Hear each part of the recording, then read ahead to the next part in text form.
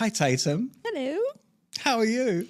I'm wonderful, thank you. That's very good. That's very good. Lovely to see you. Thank you for coming. Thank you for having me. And for everybody that does not know who you are, please introduce yourself and why are you here? Well, I'm sure there's lots of people who don't know who I am, but I'm Tatum Greig. I'm founder of and head of Bees and Honey, which is an influencer-first creative agency located in Dubai and Riyadh, but we work on a global scale.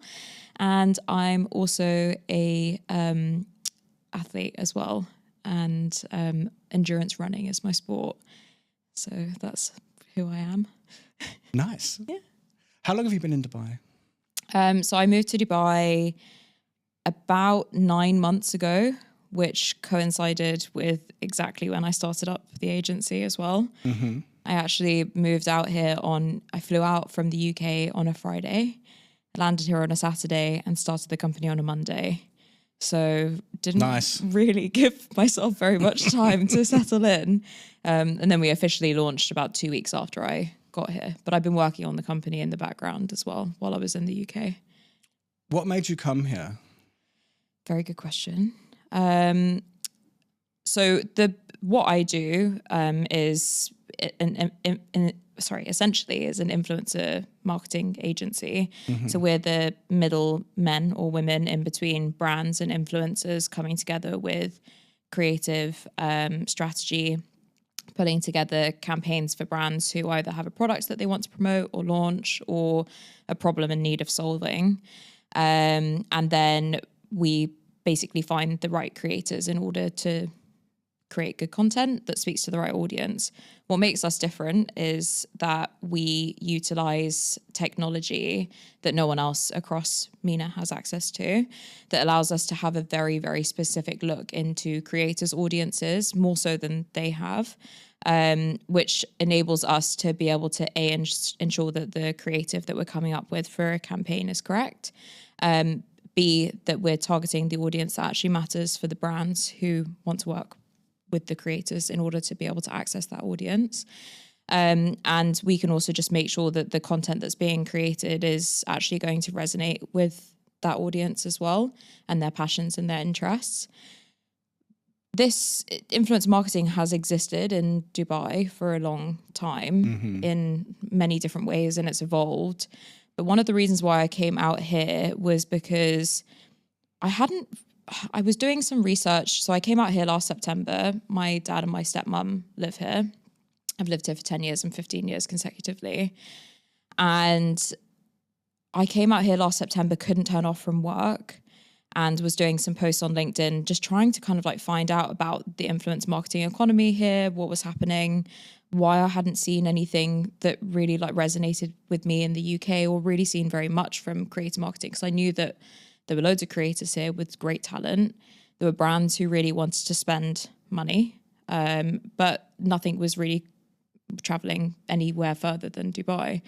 And it turned out from speaking to a lot of different people who were, recruiters, digital marketers, talent agents themselves. Like I really spoke to anyone who was interested in speaking to me to give me some more information about what was actually happening here within the territory. It became really apparent that there were agencies who weren't thinking about who they were actually speaking to when they were working with influencers. They were just thinking of the aesthetic point of view, who they personally like to follow, which is important, but they weren't actually thinking about the audiences that they were targeting. And that's kind of 50% of why people work with influencers. A, it's the content that they create, but B, it's also who they're targeting in order to be able to drive a return or awareness or conversions.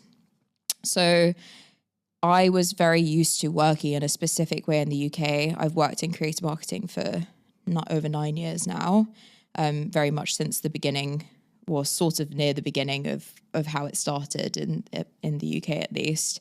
And I knew that this was a primed territory where there was a huge opportunity that was completely untapped in order to start working with influencers in the right way and actually take a data-led approach, like a very specific data-led approach to be able to help brands actually drive better returns by working with creators in the right way.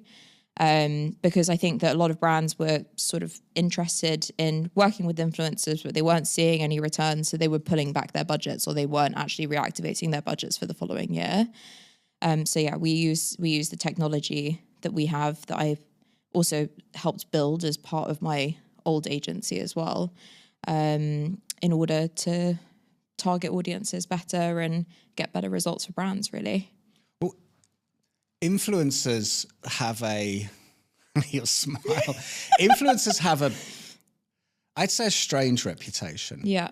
Because I think it's a real grey area where, and you said you've been riding this for 9 years. Is that right? Over now, 9 years, yeah. That goes back to 2016, which in my memory is when Instagram really started to take off as a medium for this. Yeah.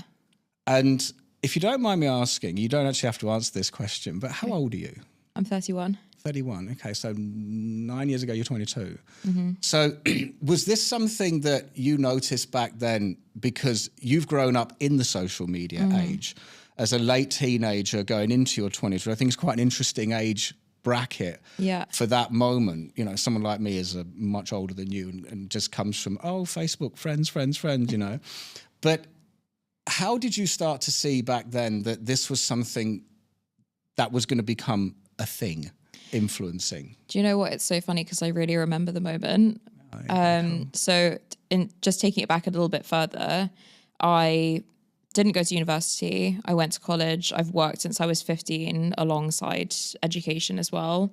And I studied fine art and photography at college. I'm a very, very artistic person outside of business. I also love numbers, love finance, love commercials. Where are you from in London? Sorry. So I was born in Chelsea, and then, that's the accent. Chelsea, yeah. I lived there for a very, very, very long time, so I know Chelsea very well. But I've moved 31 times around London. Yeah, so that's hectic. Sorry. I really like Why moving do you house. move so much? Because my parents were both in property, so we kind of move somewhere, live in it for a bit, or rent something, do another house up, and then continue that cycle. Was it always West? I know we've segued, but was it always West London, or were you kind of out of Chelsea and over to? No, it was always Northwest. Trying to think of the polar opposite of Chelsea in London. No, it was always Northwest. So I was born in Chelsea. I don't know why I was born in Chelsea. I think my mum liked the hospital because it had a new maternity wing.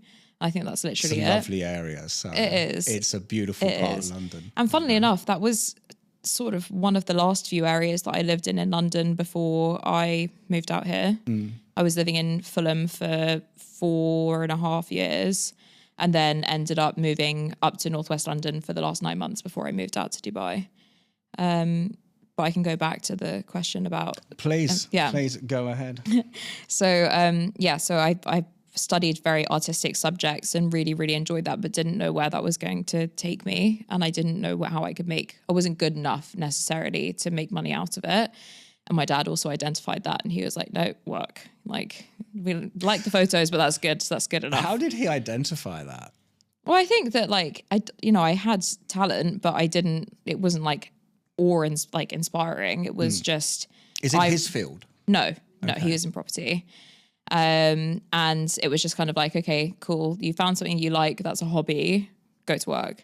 So I finished college, started working in a travel agency, and then I worked in property, and then I worked in private equity. And I hated private equity so much. I was the only girl on a team of 30 young guys. And in essence, the job was doing 450 phone calls a day and cold calling millionaires who had given their data somewhere in order to be able to try and get a sales rep to be able to talk to them about reevaluating their portfolio, whether that was pensions or their bricks and mortar or whatever that was. And I can't tell you how many times I was told to F off on the phone. So I actually left that job with nothing else lined up. I hated it that much. Which was great. So good. And build some resilience. Yeah, exactly. Yeah. Well, I had a friend who worked in PR, and I didn't know a lot about PR, and they were telling me about their job, and I was like, there's no way that is a job, because that sounds way too fun. So then I went and interned in a PR agency, bearing in mind this was a few years after I'd been working through multiple different sales roles, went back to interning. And as part of that, they then offered me a junior role. And then as part of that junior role, they were kind of like, I think we had a shopping center as part of one of our clients, which had like a food court. And they were like, oh, you need to find some influencers to go and eat at this food court that you'll pay them 250 quid each. And I was like, this is so cool, firstly. Secondly, I can really make this my own as a junior, which was great. And I really wanted to prove myself. And then as a result of that, just honed in immediately on influencer, then moved to a big influencer first agency that was like doing PR, but it was like 80% influencer, 20% PR. Then moved into a boutique agency to be like an influencer guru, then moved to my last agency in London. And I was there for 4.5 years and did some amazing campaigns with huge clients.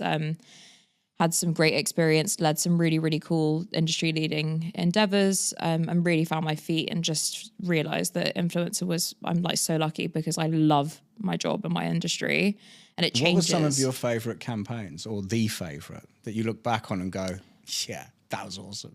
Oh, do you know what? There's so many.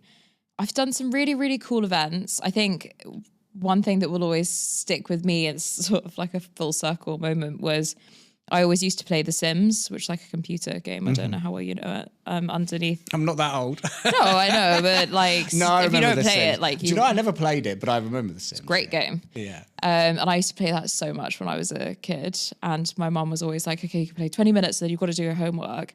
And then I ended up working with EA Games on a Sims expansion pack launch. Where like we planned a huge party and everything in order to launch this new portion of the game. And that was really cool. And I remember telling my mum, and my mum was like, if I'd have known that you were going to be working on that game, I would have let you play it and not do any homework. And I was like, that's so funny. So like things like that. I mean, I one of my favorite campaigns that we did was working sort of in a slightly different way, because influencer is not just like sectioned off to here's a product, influencer, shoot this, put it out on your channel. We worked with an amazing creator who I still love so much called Q Mike. And he's like high fashion photography and lifestyle, travel, everything. But his work, honestly, cinematically is gorgeous. And we worked with Emiliano Pucci underneath LVMH on one of their fashion shows when they were changing their creative director, and flew him out to Florence, I think, to go and shoot content that he didn't appear in. And it wasn't going to sit on his channel, but it was all being created for Emiliano Pucci, which is amazing. Like such a huge brand, great heritage. And that was really, really great. Like that's some of the most beautiful content that I've ever been part of shooting before. But so many great campaigns, and sometimes it's not necessarily like the biggest brands who you do the best work with. But like I did a very cool campaign with Walker's Crisps, which is Lay's out here, I think. Yeah, people argue that, but I'm like, no, it's Walker's. No, it's definitely Walker's. It's definitely Walker's. 1,000,000%. Yeah. Where we did their crisp in, crisp out conversation, which I'm also very, very passionate about. Okay. Do you have crisps in your sandwich? Not now, but I definitely value it, and I used to value it a lot. So good. Crisp sandwiches are like the peak of like British culture. Yeah, I love it so much. But that was great. We worked. What crisps are you putting in your sandwich? Oh God, I love crisps. I don't eat them anymore, but yeah, we'll get to that. Yeah. Do you know what I mean? God, I love salt and vinegar crisps so much. I really like when you eat them so much that they like sting your mouth and you can't stop. And also the worst thing, I'm actually reliving childhood. What was the crisp? Frazzles. Oh, Frazzles. I used to make Frazzle sandwiches in primary school. Oh. But like, you know what? Sorry. Do you know what's even better is when you have like a Tesco meal deal and you like have the really, really awful dry cardboard sandwich and you stick some Walker's Crisps in that. This is basically a Walker's ad now, by the way. Yeah, there you go. I like what you've done there. Yeah. You know what I mean? It's fun. But yeah, so yeah, I did a campaign with them which had like Fred Siriax in it, which was amazing. Gordon Ramsay, Nigella Lawson. And they are obviously more celebrities than influencers, but it just kind of shows the breadth of everything that we've done. I love working with really small like creators that are starting out like micro nano, but working with really big talent has its strengths and weaknesses and pitfalls, but also you get amazing content that's seen by everyone. So it's nice to be part of those campaigns. So how was the transition from London to Dubai then in this world of influencers? In terms of how the industry is different? Yeah, I mean, you know, London, listen, I lived and worked in London for 20 years. And when you're there, London likes to keep itself in its roots. And I came to Dubai in 2015. London likes to keep itself in its roots, and they look at Dubai. I don't know how they look at it now, but definitely back then in my industry, which is clubs and bars and stuff like that. Yeah. Dubai was always seen as, how do I say this? Soulless, shiny, trinkets, fake, false, empty, and this I've lived there 10 years. I love this place, and it's not. Do you know what I mean? And that's the thing that you find out when you move here. There are many things you find out when you move, which is the laws and the strictness are not what you think they are, and they actually make a lot of sense. You know? They make everything better. And exactly, I was having this conversation with somebody yesterday about that before you come here. I mean, I was an engineer by trade when I was a kid. So swearing and making hand gestures and being offensively rude on a day-to-day basis is the norm. Yeah. Come here and you think, well, I'm not allowed to do that. But then when you live here, you're like, that's actually a really, really good thing. Yeah, it's a really good thing. But also, like, lots of people are like, oh, you don't have any freedom. You do have so much freedom because of the laws. Like, it's you know, weird, there is CCTV everywhere, but that means that it's safe enough to not lock your front door or lock your car. Leave your, like, when I go running on the beach, I leave my phone and my car keys on a public sidewalk on the side, and I will come back an hour later and they will be there. And the not locking the front door thing is weird, isn't it? So Coming weird. from the UK. It's so weird, where I used to lock my door 3 times and then also the communal door as well. And like now it's like, just leave it open. I've lived in 2 apartment blocks here where for 2 years, and then the second time 18 months, the front door was not locked. Just walk up, push it. I don't know where my house keys are. I haven't known where they are since the day I moved in. And I think people don't really get that. And so when you were coming out here and you're going from London influence, which I would guess that everyone in London thinks that they're the best influencer, but for real. Do you know what I mean? And then Dubai's, but the Dubai people are just like, you know. Do you know what? Like, so there's 2 different things. You've got influencers, you've got content creators. Influencers, I mean, and they all fall underneath the same umbrella because they all create content to speak to an audience. But you have influencers who by will literally just create, you know, like reviews of restaurants. There's not like a huge amount of strategy behind it, or like beach bars or like stuff like that. Their audiences aren't generally that engaged or connected because they don't buy into what they're talking about. It's like one week, oh, I love this shampoo. The next week, oh, I love this shampoo. And it's like, okay, well, like that's not authentic. But 100%. But then you have content creators, and honestly, when I say this, the talent in Dubai is out of this world, like insane when it comes to content creators. People are so creative, have, I don't know, like no boundary to what they can actually do, where they can shoot. You know, one day you could be shooting in the city, next year in Ras Al Khaimah, like up a mountain. There's so many opportunities.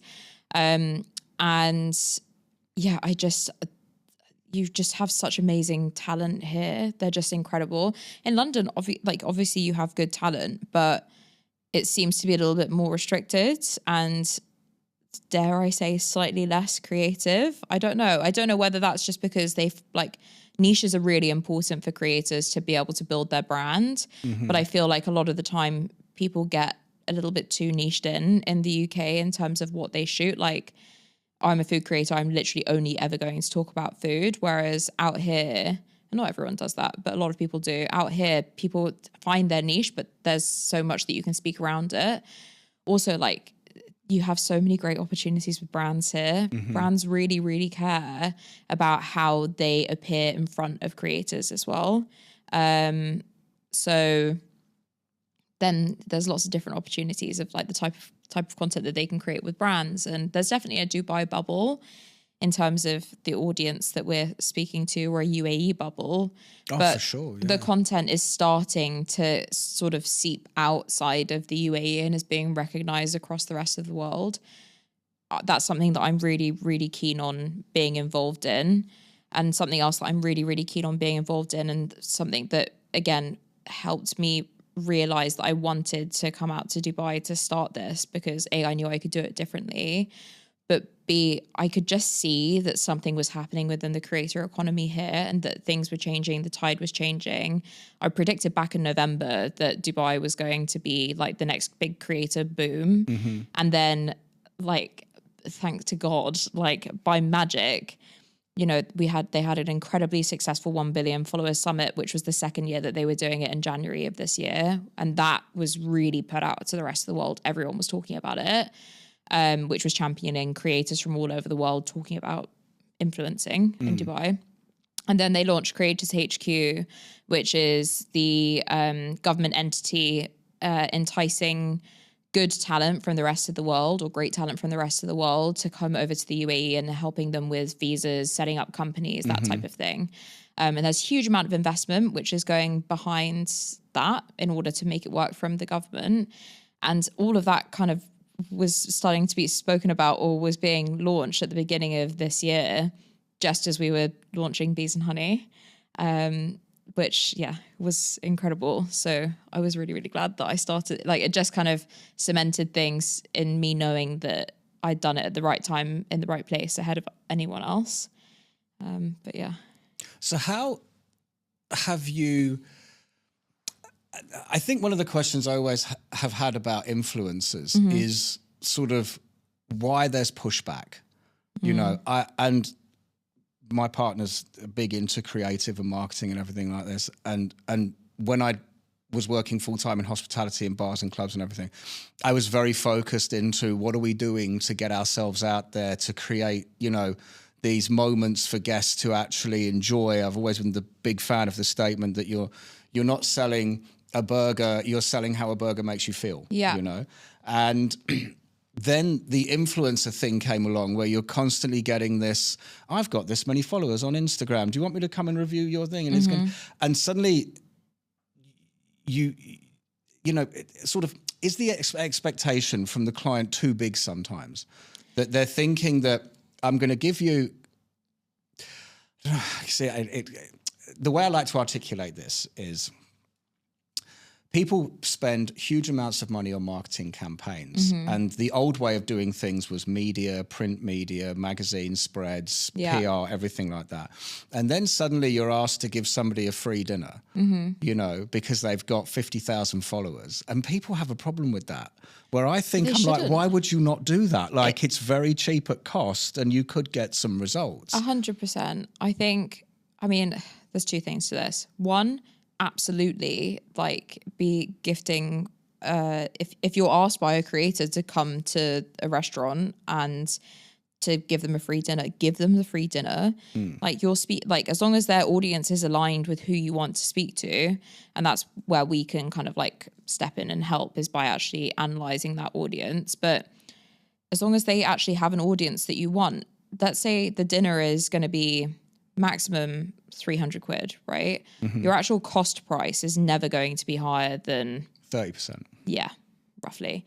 So if you think about the number of people that you're speaking to who are following that creator for their recommendations, and have trusted their recommendations before, otherwise they wouldn't still follow them, you're speaking to such a niche audience, and the cost per head of each different person, or cost per engagement that you're getting as a result, is so unbelievably low.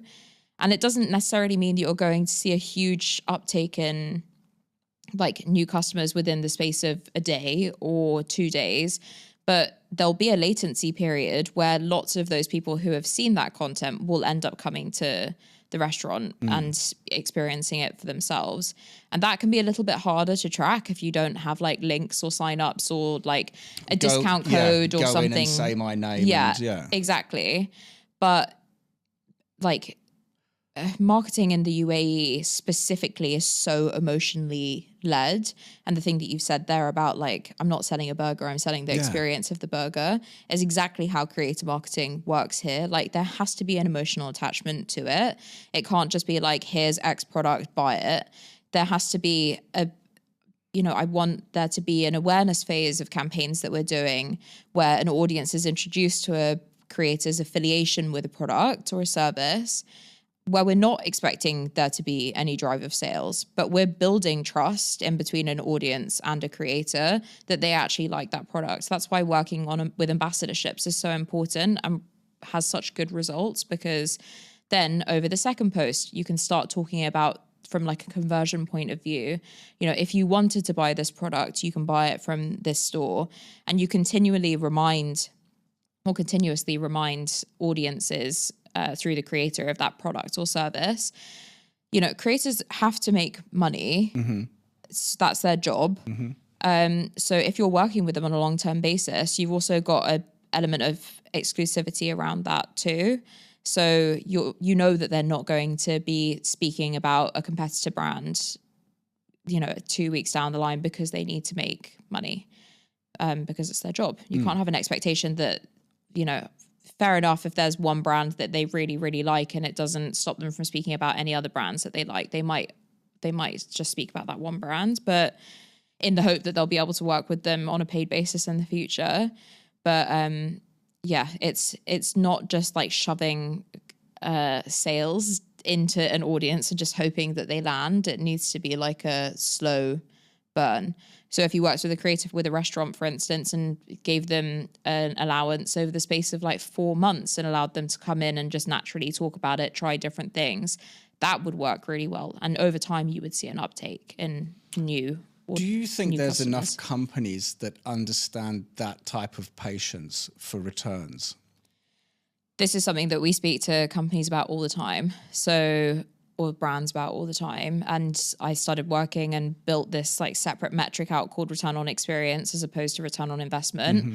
ROI is really important anyway, because that's kind of like the number that a marketing team will take to like the big dogs in a company and be like, oh, look, this is what we've managed to do in terms of conversions. And this was our return growth rate. Like, important to a certain extent, but return on experience is led by this desire to purchase instead of just this like actual conversion point.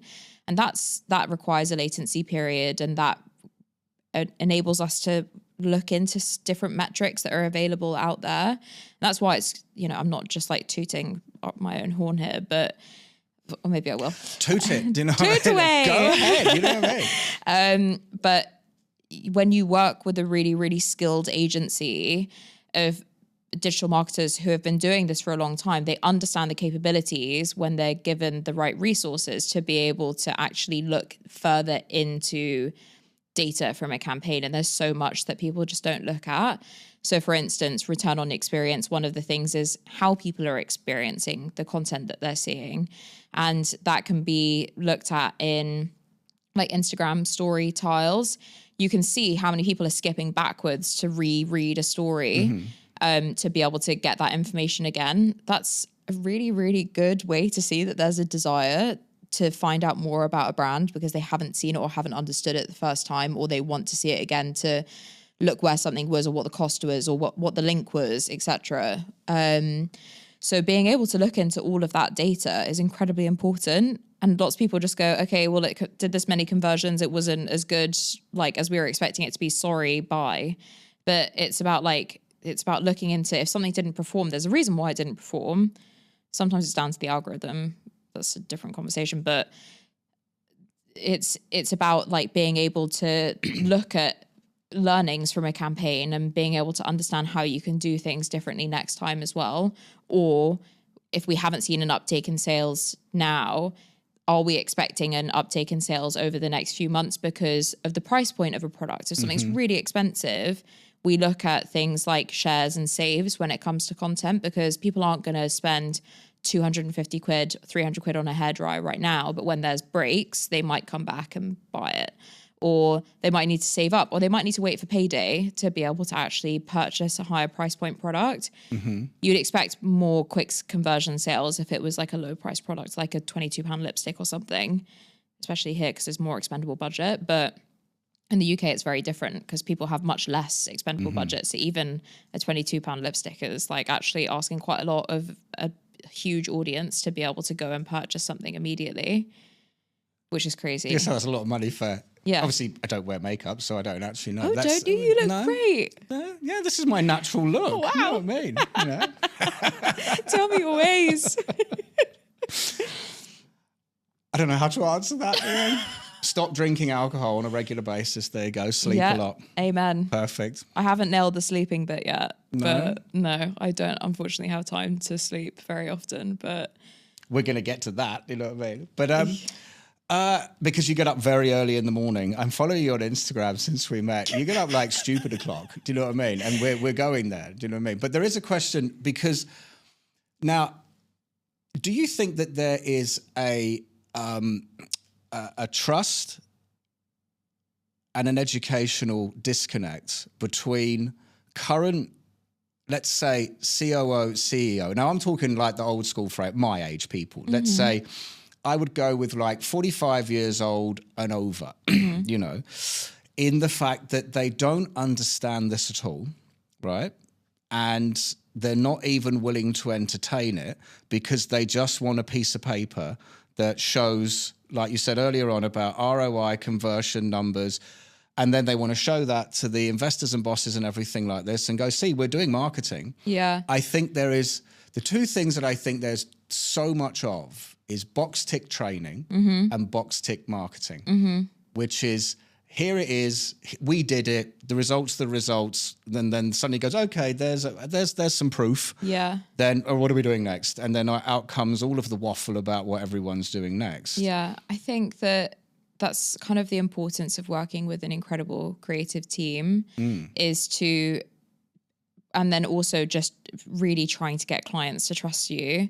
It's like if you're going to do one thing, like in a pitch, say to them, if you're going to do one thing, please trust us to do some of the weird stuff that we want to do, that like we'll always give you something that was completely within brand guidelines and exactly what you've asked for, but we're also going to give you a maybe sort of like pushing the pace but a do little they bit get option. This?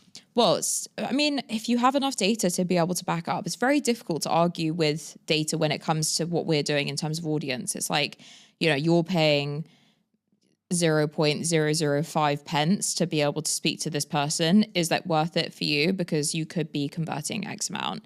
And when you put it down into numbers, they're kind of like, oh, okay, yeah, well, I like that. That sounds good, instead of just being a bit wishy-washy about it. But then when you're working with creators in the right way and you're finding really cool ways to be able to work with them as a result of having an amazing creative team, you're building something even bigger for a brand than just a marketing campaign. Like you're building cool new affiliations with amazing audiences that are going to benefit them further down the line. And slowly brands are coming around to it, like big wigs. But also the best thing is that like people grow older naturally. No, but this is the thing, because we're in a transition. Yeah. And a long one. In the sense of 4 decades, it was television, radio, magazine, newspaper. You know, in Clubland, it was make a flyer. Yeah. You know, like I love flyers. When I was running clubs, you Those know, club 5 flyers are o'clock in the amazing. morning in the West End of London, a whole group of people turn up to give flyers to your crowd exiting. Yeah. You know, January, freezing, winter, and I'm just like, you poor souls. Do you know what I mean? God. But then, of course, that's all disappeared now because everyone's just... Do you know, it's really funny because I want to do a campaign with those like old acid house flyers that you get when you were leaving a nightclub. I think I can't work out which brand I want, like what type of brand I want to do it with yet, but there's definitely, I have a book of them at home. Of like all of the different ones, like a coffee table book. They're very cool. But, you know, I think it comes into, like, I've grown up with social media. I'm now the founder of an agency and the head of an agency. So, like, those people who are getting older and then retiring, being replaced with the workforce who have grown up with social media and have seen how it benefits brands, the cool things that you can do with it. Which is great. So slowly we're coming into... Once you lot are in power, do you know what I mean? It's that sort of thing. Everyone Once we're out the door. Everyone will be working from home and everything will be influencer marketing. But it's so funny that you talk about like it all being newspapers, magazines, etc. Because one of the things that I love, because I'm in that sort of midway period in between two different generations. I'm like midway in between millennial and Gen Z. I'm right on the cusp. is I still really understand the power of newspapers, and I love newspapers, especially coming from London, like everyone on the tube in the morning reading the Metro. Yeah. And that's how you used to get through to the anyone between the age of 20 and 50 who commuted and who worked. It was like the best way. So like getting into the Metro was incredible because everyone would see it. But I also really, really miss like having a Sunday newspaper. And there are some great ones out here that are like bringing back sort of like Sunday publication, or like weekend publication. But just like sitting down, having breakfast, cup of coffee, like a whole table of newspapers over the weekend and just going through each one. Again, not that I would have time to do that now, but like that was one of my favorite activities on a weekend. Such 100%. A good way to start a Sunday. Yeah, we used to sit and a long walk. The news of the world. I'm probably showing my lack of class by saying that, but the news of the world was the big Sunday newspaper where you'd read the sport, the magazines and everything like that, and that all got shut down due to the phone hacking scandal. Yeah. You know what I mean? But like the Observer and like the Sunday Times and See, now you're showing your standard, the Observer. You know what I mean? I know, it was cool Sunday stuff. Yeah. It's good stuff. All events that were happening in London and fair play to you. It was great. I miss that. So in the same way that my lot need to be educated more on, and I'm a big fan of this. I'm not being, what's the right word? I'm not like being sarcastic or stupid. I do think that there is a whole load of people my age and over that are running businesses that don't get it. And then when you run a business, there's the fear. So there's the panic. You're not making money. The numbers don't come in. And suddenly you're listening to people. And then I've done it as a director many times where you just go, no, we're doing it my way. Because you kind of get a little bit frustrated with the lack of results, and your job is to drive them. And then all of a sudden you're saying how the old school DJ should play music from 1992 because that's going to be great. Yeah. And you're just, what you don't realize you're doing is you're slipping back into the only thing you know. Yeah.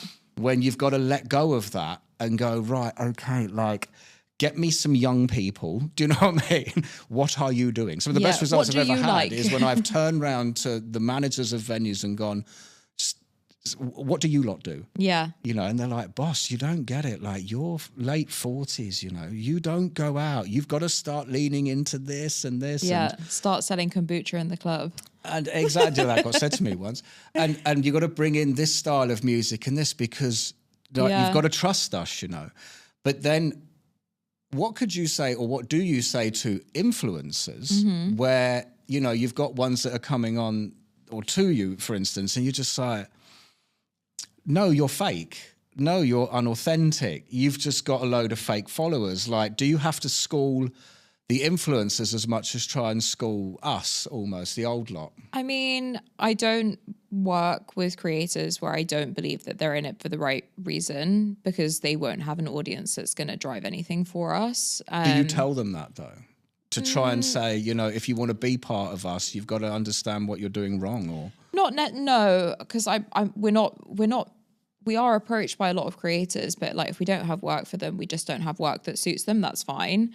But a lot of my friends out here are creators just because of the industry that I'm in, and there is a lot of education about just like trying to give them both sides of the story. It's that, you know, they say, oh, I've been contacted via my DMs by a brand, like by an agency 6 times about going to an event. I'm not interested in it. And I'm like, okay, but it's an agency and there is another person on the end of that message.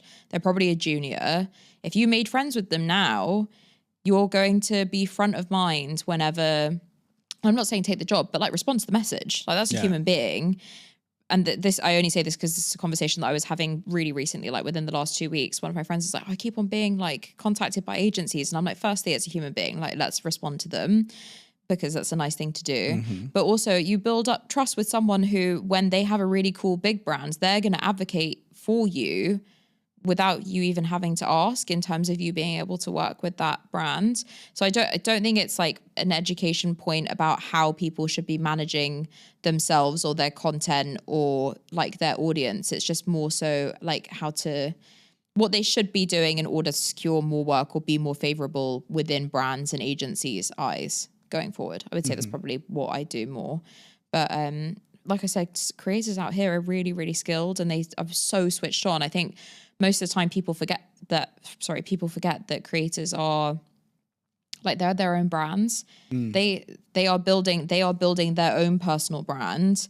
Lots of them actually have their own brands as well that they've built as a result of having an audience that wants more from them or wants a specific product or service from them. So like, they do know what they're doing. And that's something that when I work with brands as well, it's like we pull together briefs to ensure that creators understand exactly what the campaign is or what we're asking of them. I've seen through my friends who are agents here, some of the briefs that they get in for the creators that they manage. And it's like a PDF and it's like pizza brand X wants you to talk about pepperoni pizza, eat for dinner. And I'm like, honestly, how that's insulting to the creators. Like, we put in the objectives of the campaign, of the wider campaign, any other marketing activity that's going live that we can talk about. We also speak about, what the key messages are, like full do's and don'ts, any sort of like creative thought starters that they could look at and then they can turn into their own. We never try and like push people in one way when it comes to a creative. We give them like a red thread that they can speak about and that they can include.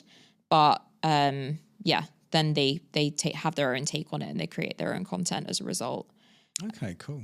Because I do think there is still that divide between what a lot of bosses think it is, what a lot of influencers think it is, and how everyone needs, I think, to understand each other more. Yeah. And then, because it's been such a big transition in marketing and PR where everything's going away from, like I said, the old school way of doing things is going a lot more digital and influencer based. One of the questions I asked to be able to really understand what people's perception is, or what people's understanding of creator marketing is what does success look like?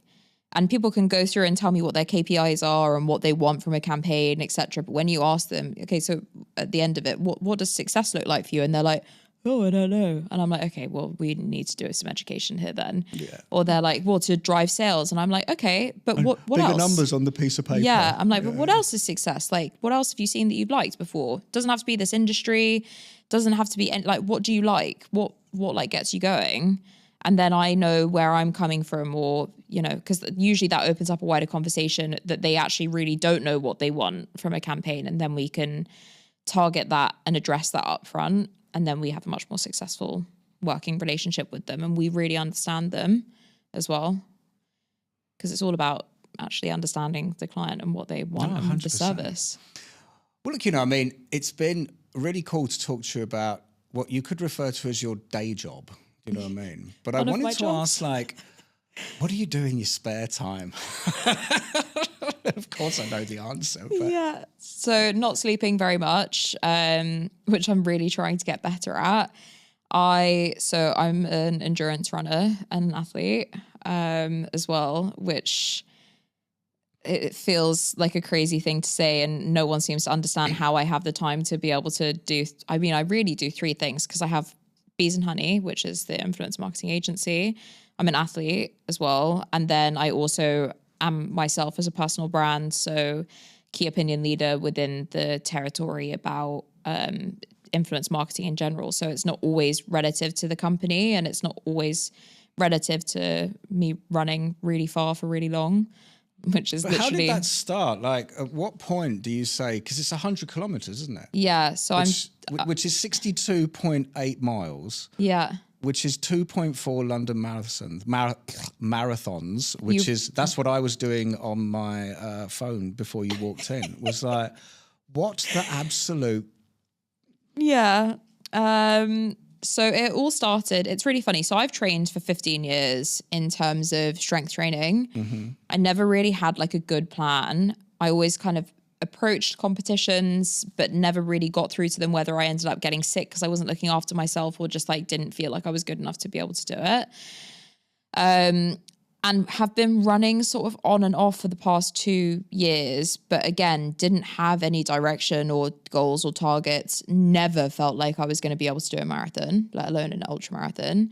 But I did some very, very difficult things over the last year, especially in terms of moving to a new country, starting a new company. Like, lots of different things. I also, like different subjects, but God brought me to my knees last year, as in like my whole life came just crashing down when I was like 30, and it gave me a real reset. Came out of like a really, really long, like bad relationship, which then meant that I had to live by myself again at the age of 30, ended up losing lots of weight and really focusing on like my health and wellness as being like a priority.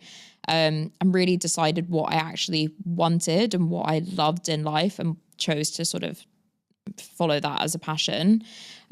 So when I came out here, I was here for a couple of months, was really enjoying Dubai, perhaps a little bit too much because it's so fun and exciting and full of brunches, and it's just great. And then started to have a think about how I could do something else that would help me focus on work more and give me some time away from work, because I feel incredibly guilty when I'm not working all of the time. Bees and Honey is my baby. I want it to succeed.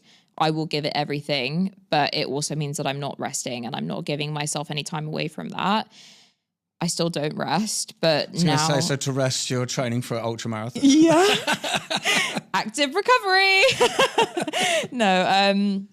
So I joined a run club here called Uncommon, who are absolutely, like, plug them as much as possible, the best people in the whole entire world, who are all ultra athletes, have done so many impressive things in the world of fitness before, have an incredible community out here as well, which are now my community as well, which is so good, because I wouldn't be able to have as big a friends group who understood what I was going through and what I needed to do and like in order to achieve these goals, unless I had other people with a similar mindset.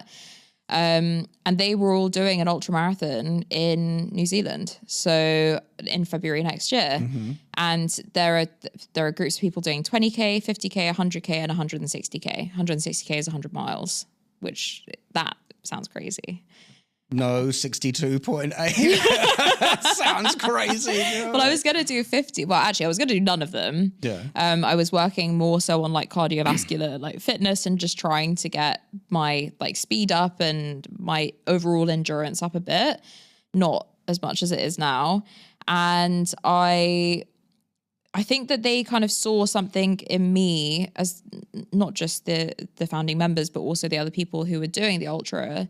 They saw something in me that they saw in themselves, and everyone just convinced me that I was actually able to do it. And initially I was signing up to 50k. And then I thought, oh, do you know what? That's not hard enough. Like, I want to be scared. And I know that if I'm not scared, I'm not going to train enough in order to actually be able to do it. I'll probably end up injuring myself during the race and DNFing. So I decided to sign up to 100k. How far have you run so far in one go? 30 miles or Ks? Ks. Okay. But I do it frequently, and my fitness is like, to say for myself, is unbelievable now compared to what it used to be. But I'm training 11, 12 times a week around work. So I wake up at 4 a.m. and train every single day. And then sometimes I train after work as well. And my schedule generally looks like, in terms of my, like the structure that I have, Monday is strength, did strength this morning. And then if you're thinking that I look really strong, that's why. And then I do like a speed session on Tuesdays. I do more strength on Wednesdays. I do our community run on Thursdays. Fridays, I will potentially do sort of like another, like more of an endurance run, or like a zone 2 run, try and like keep my heart rate down. I do supplement all of that with mobility throughout the week as well. So that will be like my PM sessions as well. And then I do a long endurance run on Saturdays, which now in our next training block has taken us out to the trail, because the ultra is on a trail, it's not flat. And then Sundays I'll do a recovery run. And then I also potentially do like small 5Ks around that during the week, where I feel like I'm strong enough to be able to do that, because I'm obsessed with running. Well, it's funny you should say that. It's been said that people that like endurance running are either running away from something or running towards something. Yeah. Which one would you qualify that question as? I'm definitely doing both. I think I'm running away from my old life and I'm running towards, a new goal, which I think is amazing. I can't wait for the moment that I actually finish it, because everyone who has done like really, really long, impressive endurance runs and competitions has said like there is no feeling like when you finish, like when you cross the finish line, like you realize that you can literally do anything. And I've had that realization throughout training, but also throughout coming here and like starting the new company as well. Like I know that if I persevere and I put in enough effort into anything, it will succeed most of the time, or I'll learn from it, and that will lead to future success. Yeah, 100%. Which is great. And it's the training definitely helps with, like I said, this mindset from a founder's point of view, to be able to give me like time away and really be able to think about work, because I have previously gone into like 10Ks and come out 21K later, because I'm like, I have 3 problems I need to fix. And if I don't get to the end of these, I literally can't stop running. So, and it's not like I'm doing something mean. You just answered my next question, which is like, I had an endurance athlete on before. Yeah. And my biggest question is, what is going through your head when running? And it's only because I find running boring in the sense of I much prefer cycling, because there's a lot of motion and you're on a machine and stuff like this. But it's like when you're running, it's like your mind has to almost sort of, I don't want to say shut, you have to really focus because it's very monotonous. Yeah. So, or is it like... It teaches me patience, which is something that I've really, really had to like come to terms with. And again, likening sort of business to running, one thing that I've realized in business is that success feels so far away when you're about to make it. And that's exactly the same as running. Like if you can run for 20K, but it's the last kilometer, that is the hardest, because you can see the finish line. And so I'm kind of like teaching myself that I'm trying to be more aware and self-aware of like all of the different processes in my life, and not freak out when I'm getting really close to success in the business or winning a new client or anything like that, because I don't know whether it's imposter syndrome or just learned experience that you try and implement through new experiences. But I always like freak out so much when I'm just about to actually like cross a finish line when it comes to business. I'm like, oh my God, it's not going to happen. And all of this could go wrong. And it feels so far away. When I'm miles away from a finish line, I'm like, la, la, la, la, la, it's going to be fine. Everything's going to happen. And when it's right there, when it's right there, it feels like almost intangible. It's crazy. You're almost in fear of getting it. Yeah, exactly. Like, if I actually get this, I'm going to have what am I going to do? Yeah. It's like a whole nother thing. It's like you forget that you actually have to do the work sometimes once you've won it. But that's what we got AI for. Yeah, exactly. But it's just being able to, one of the things as well that I'm learning is I've automated, and I've been thinking about this a lot recently because I'm creating a separate content series about like founders mindset and the things that I've learned from being a founder, because it has not been the experience that I thought that it would be. It's a lot harder and it's a lot lonelier. And I speak about the loneliness a lot because you will go into it with a group of friends who will probably 90% of them will have sort of like fallen away by the end of it, because they either don't understand the passion that you've got or they're just not on the same path. And that's cool. That's fine. They'll probably come back afterwards. But I don't go out in the evenings. I don't drink. I sleep at 8:30 at night if I'm able to. I wake up at 4:00 in the morning. My weekends are dominated by running or working on me or the business, depending on what I've got going on. So yeah, that's one of the things. I can't remember where I was going with that before. Perseverance was one of the things we spoke about. Patience. What's autonomy. That was one of the things. Yeah. So I automate every single part of my life as well, which is crazy to some, but it's what I need in order to actually be able to work and do everything. So like all of my training is structured on my phone. I have coaches for everything. I have all of my food delivered to me first thing in the morning. So I know all my macros are like cared for during the day. I have all of my subscriptions, whether it's like skincare or like beauty or supplements or anything like that, on automation. So they get delivered to my front door. I've most recently had to hire a PA because I was joking for 2 weeks with my friends. They were like, God, you're so busy. Like, how do you, or I'd like forget something and I'd be like, oh God, how can I forget that? And they're like, you have to be kinder to yourself because you're literally doing everything at the moment. And I was like, oh, I need a PA to have a PA. Like, that's how much work I've got on. And I was like, oh, I actually can hire a PA. And so now she does all of the stuff that like, I actually don't hate doing. Like, I actually really like doing admin work, but renewing my car or like searching up different ingredients in different supplements that I want to take and I need like a short list. It's just kind of like AI, but like more personal, and does things that I can't do, like returns for products that I have ordered without even reading and realized that I don't need them, or ordered shoes in the complete wrong size. Like sometimes my brain just like isn't working because I'm not processing anything correctly.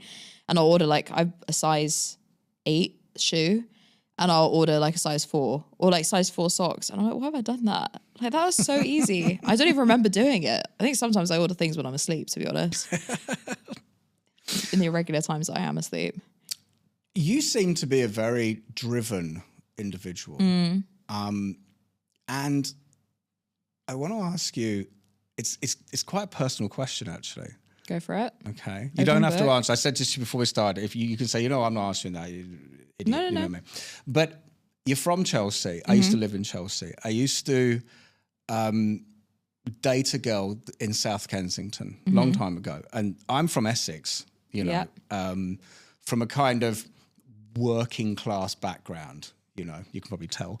But I was introduced to a lot of her friends, right? And a lot of these people come from very, very good backgrounds and very wealthy backgrounds. And I wanted to ask, is there anything in you that's proving to yourself or anybody else that you want to make it on your own? I don't know your dad. I'm not assuming that you've come from a super wealthy background or anything, but I'm just asking because people that come from Chelsea and West London, can be pigeonholed. As like they've had their lives laid out for them, so you can just do what you want. Like, is there any? I said this to you before we actually started with this 100K thing. It's money can't buy it. Yeah. Do you know? I'm just wondering if that's something that's true or false or whatever, or shut up, Sam, or No, I mean we did, like my family isn't like a generational wealth family. My dad and my mum worked very, very, very hard when I was younger. To really make lives for themselves. And I think I've been inspired by that, especially my dad. He didn't know what he wanted to do. He started his property company, I can't remember exactly the age, but young, and just pushed through. And I got to see that from when I was a kid, him spending weekends in the office, like doing working late evenings, early mornings, all the time in order to build a life for my family and for me. And I was definitely inspired by that. I'm not scared of hard work. In fact, I need it. And I haven't always been this way. I think that if you don't have something that you're really, really passionate about, it's very, very difficult to go all in. I knew that the opportunity was unlike any other here. I knew that I needed a new challenge. And I just constantly want to improve myself. And I think that also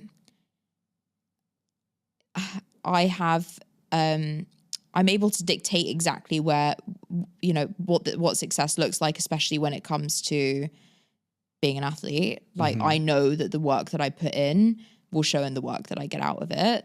So I think I'm trying to prove that to myself, but my family would love me regardless of whether I wanted to take it easy. No doubt, yeah. But I know that some people can say that and not really mean it. Like, I really mean it. Like, if I just, like, obviously my dad wants and my mum want the best for me. But if I just decided that I wanted to live the easy life, they would be fine with that. But that's not fine with me. Like, I want to build, dare I say it, a legacy.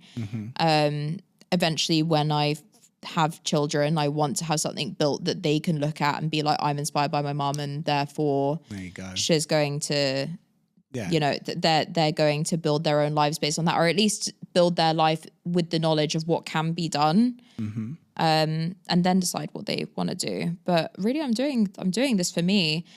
I think I deserve to see where all of the hard work gets me. And I think that's, you know, when I go into a really, really difficult run or a really difficult workout or a bad meeting, or I'm like, the perseverance is the most important bit, and future me really deserves to see what happens when I really just push that little bit more. And quitting isn't an option. I'm all in.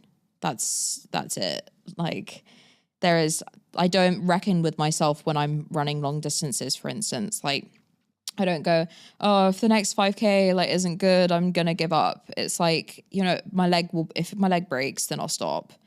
But I'm not going to stop otherwise. I'm not going to reason with myself. I know what I want, and I'm going to get that.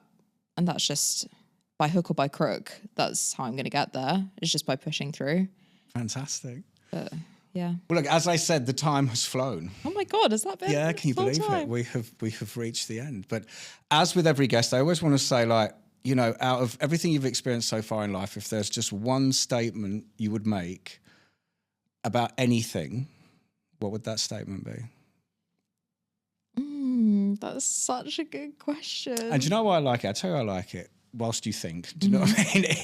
Is because when I first became a manager, I was so happy to be a manager, you know, and I was really inspired by some of the people I was working with. And I remember straight away, I the last thing that I had on my management training program when I was like 25 was lunch with the European director of the brand I was working in. And I was like, holy, I'm going to sit down with this guy. Yeah. And then I just thought, you know, like, instead of asking him a ton of questions, just say to him, you know, you're nearly 50, I'm 25, you're where you are, I'm starting out. If there's one piece of advice you could tell me about doing this job, what would it be? And I just felt it backed someone into a corner to just say the most important thing. And I can't actually say what he said. Oh, you know what he told me? I'll tell you he told me. Okay, I'll tell you he told me, right? He said, I thought, it's going to sound terrible now. I thought he was going to say something like, passion, drive, da, da, da, da, da. And it was very specific to what I was about to go and do. But he said to me, he said, you know, where you're going back to work and the department you're taking over has been a mess for years. Said, my advice to you is, the minute you get the opportunity to sack someone, do it. And I was like, what? Huh? And I was like, come again, you know what I mean? And he said, listen, he said, you've got to go and make a lot of changes, and you've got to stamp some authority over this lot because it's been mayhem for years. And he was correct. And he said, it's not about being horrible or authoritarian. He goes, but as a manager, you have to show the team you are prepared to put somebody out of work. If they're not going to respond to what you want. And I did. I went back and I didn't just pick on the first person, an opportunity. You made me terrible coffee, out. I'm so happy to be here today, but you're fired. So, you know, but the opportunity presented itself. I went through the right motions, and I did within, I think, about a month of becoming a full-blown proper department manager. I terminated somebody. It was a horrific experience it's when you did firing it, you people. know. But then necessary, but horrible. But necessary, yeah. So that's what he told me. It never left me, which is you have to have the ability to be ruthless when the time comes, you know.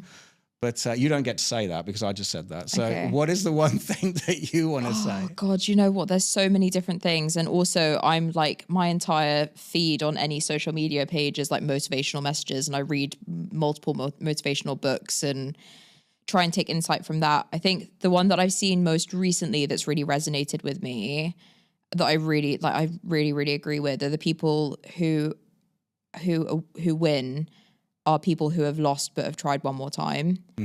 And I think that's the thing. It's just perseverance. Like, you have to keep on getting up and trying every single day.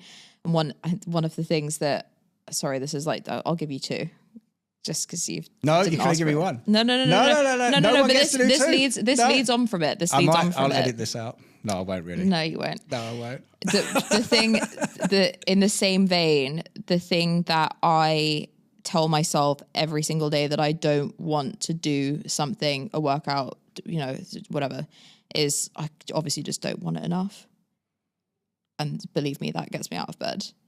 Yeah, that's harsh. That's like some self-harshness there. Yeah. But it's true. Yeah. If you don't want it enough, fine. No problem.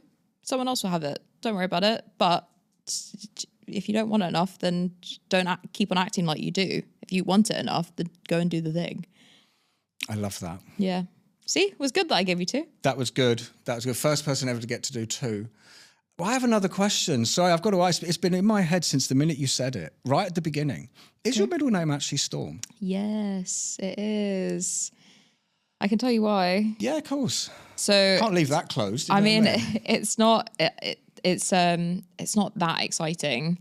Although I love having an unusual name, and everyone gets it wrong. And most people, like lots of people, call me Storm when they see my full name. They think that Storm's my first name. But it was in the UK, if you don't allocate a name to a baby, or at least when I was a baby, if you don't allocate a name to a baby within the first 2 weeks of them being born, the government gives them a name. And the government didn't call me Tatum Storm. What the I didn't even know that was a thing. Yeah, you have to name a baby, otherwise they're just like Jane Doe. But that makes me think that people have babies and within 2 weeks they still don't know what they're calling it. I thought the name is like... Well, I was meant to be a boy, and they were sure that I was going to be a boy. Surprise! If it's not clear, I am a girl. And... It's clear. It's good. And it was the last night that they could choose my name, and it was a stormy night, so they called me Tatum Storm. That's awesome. They had Tatum, they just didn't have the middle name. Tatum Storm Greig. It's a beastie name. Yeah, you know what I mean? like an X-Man.